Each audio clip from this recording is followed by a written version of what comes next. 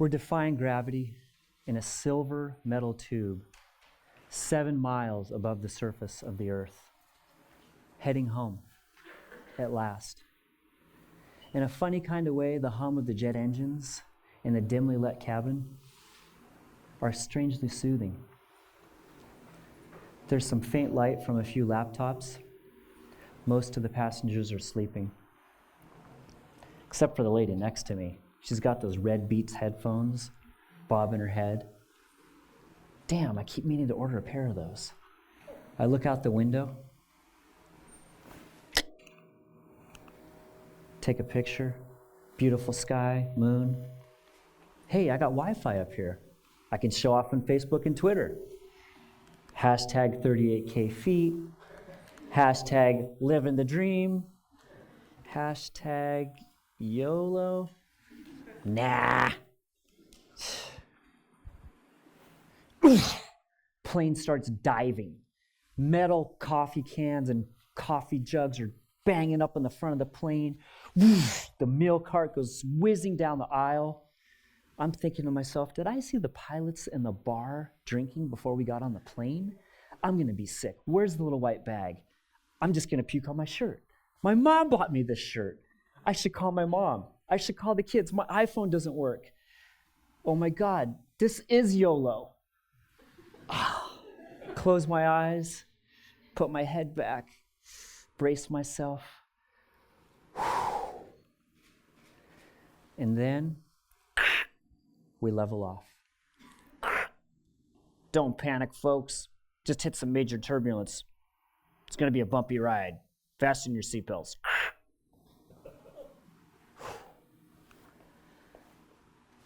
I look over at the lady next to me. She's shaking. I'm shaking. We're all shaking. Are you okay? I think I'm going to be sick. And I know what you're thinking.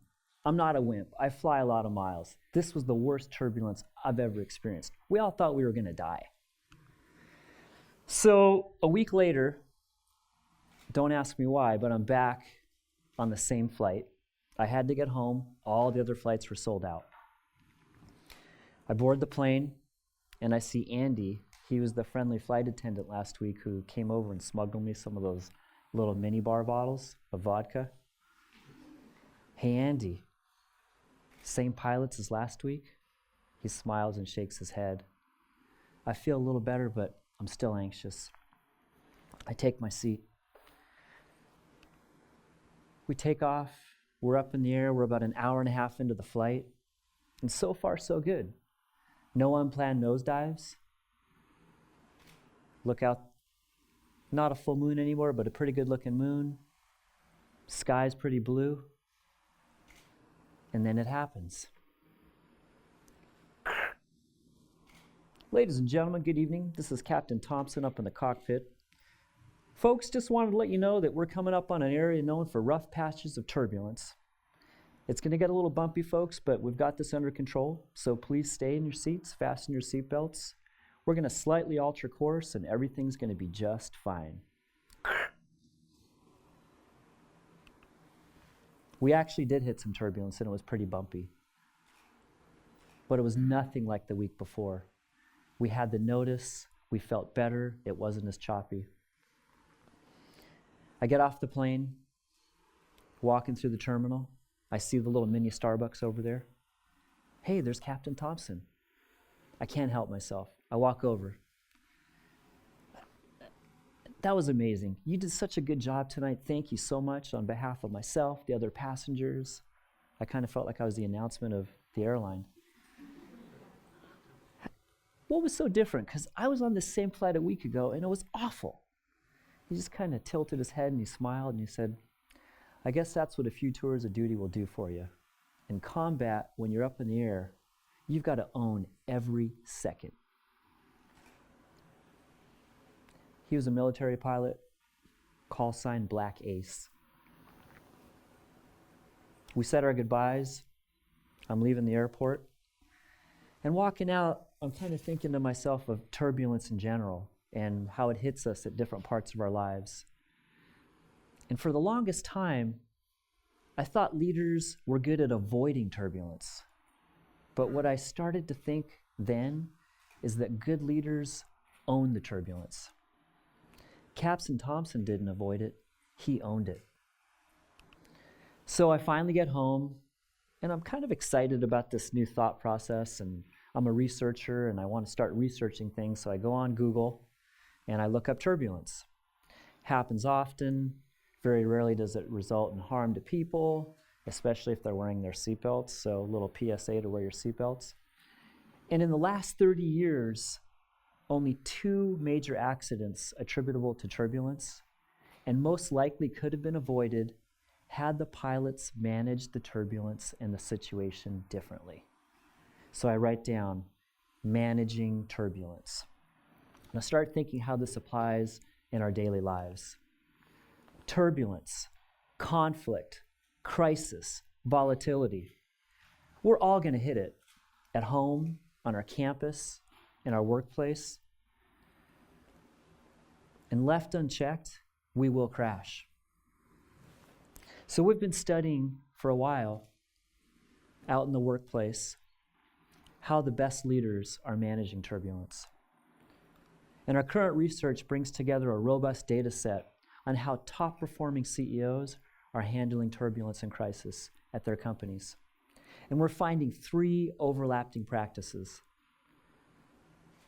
They anticipate, they communicate, and they quickly execute. Anticipate. Leaders don't always know turbulence is coming. Take the financial meltdown of 2009. 456 banks worldwide closed down. Thousands of businesses closed down. Disastrous consequences. 500,000 families in the United States alone lost their homes. 5 million had to move over a 5-year period. But some CEOs did anticipate the crash. They thought to themselves, my home appraisal just came in and that's double what it was last year. Real estate prices across the country are skyrocketing. The stock market's through the roof. I keep reading about these adjustable rate mortgages, and I don't know how people are going to be able to afford the increased payments in a couple years. And just this morning, my gardener's gossiping with me about how the doctor down the street flipped 4 houses last month. Something's not right here. And those CEOs made the calls. They spoke to the experts. Kathy, what's your take on these derivative swaps? Bob, what do we know about subprime mortgages? How can those hurt the communities that we serve? Or take Hurricane Katrina. Anticipate? Leadership was on autopilot. They got the call days before Katrina hit. Hey, we got a stage 5 right off the coast. We better act. They waited too long. And as a result, 1,836 people died. Thousands of people lost their home and over $108 billion of damage. What happens when we can anticipate? We all remember the morning of September 11th when those planes hit the towers and the Pentagon. And unlike Katrina, there's no way that leaders or us could anticipate exactly what was going to happen. But in a way, we were a little prepared, and there had been some anticipation. There had been safety drills and simulations and procedures in place for major catastrophes to happen. And that helped save the lives of thousands and hundreds of thousands of people and helped restore semblance of order much quicker than usual. The second practice that we're finding our top-performing CEOs is communicate. Not just within their teams to gather data and not just to spin things, but more importantly, to communicate with everyone involved, to reassure them. We're on top of this. It's not as bad as we thought. We have a new plan. Hang in there. And through our research, we've learned a vital technique. You ready?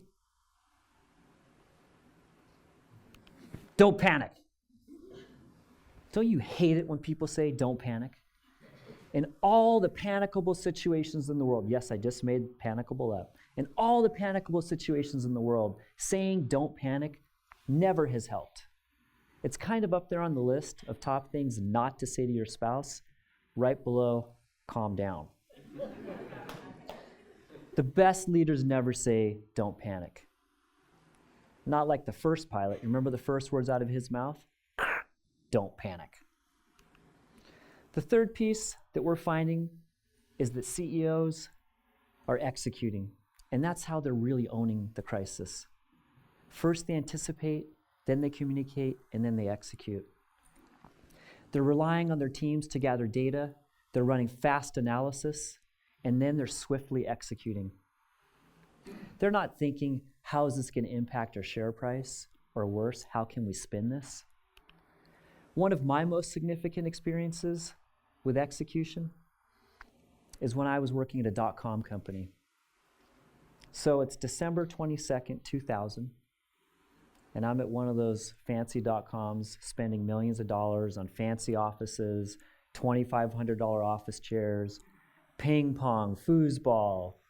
Kind of sounds like what's going on now with a bubble. We'll talk about that later. So I'm sitting in my office, full window. I've got a view of the boardwalk, the sand, and the ocean. There's some roller skaters going by, palm tree. The phone rings. I'm in a great mood. Hello? Oh, it's our chairman. The venture capitalists pulled all our funding. We had to quickly put a plan together and execute within the next couple days to save our company. And in this case, that meant letting 35 people go just a few days before Christmas. Somebody said, hey, let's just have Jen and HR do it. I shook my head. I said, no, we own this. We're accountable, we're responsible, we need to be in that room with them. So we holed ourselves up in conference room A that afternoon, and that was a brutal time. A lot of those people that we let go were my close friends, people who'd put money into the company that I'd known for 15 or 20 years. And I'll never forget, about halfway through, there was a woman, single mom of 3, and as we're in her exit interview, she says, hey, can we hurry this up? I need to get to Toys R Us. And inside, I'm thinking, wow, like, how can she be thinking about Toys R Us at a moment like this? And then she finishes her sentence. I've got to go return most of the toys because we're going to need that money for other things. As she was walking out of the conference room, she turned around, she looked at us, and she said, I know you didn't have to be here today, and I appreciate that you were. Thank you. I still felt like a jerk. And I can't take credit for being there that day or for the rest of the team who joined me. I was thinking about somebody else who managed crisis, Martin Luther King Jr. When he said, the true measure of a man is not where he stands in times of comfort and convenience, but rather where he stands in times of challenge and controversy. And I didn't know it at the time, but thanks to MLK, we were owning that crisis, and we were there for those people. And here's an interesting twist. About 2 years later, the woman who needed to get to Toys R Us called me. She had joined a new company. They had an executive position, and she recommended me for that position. Kind of a silver lining to a terrible, volatile situation. So we're all going to hit bumps. We don't know when it's coming or what it's going to be. And hopefully none of you will ever have to face a major catastrophe. When it does, use the framework that we have inspired by Captain Thompson, Black Ace. Anticipate, communicate, and execute. Because remember, it's how we own and manage turbulence that determines the outcome for everyone. Thank you.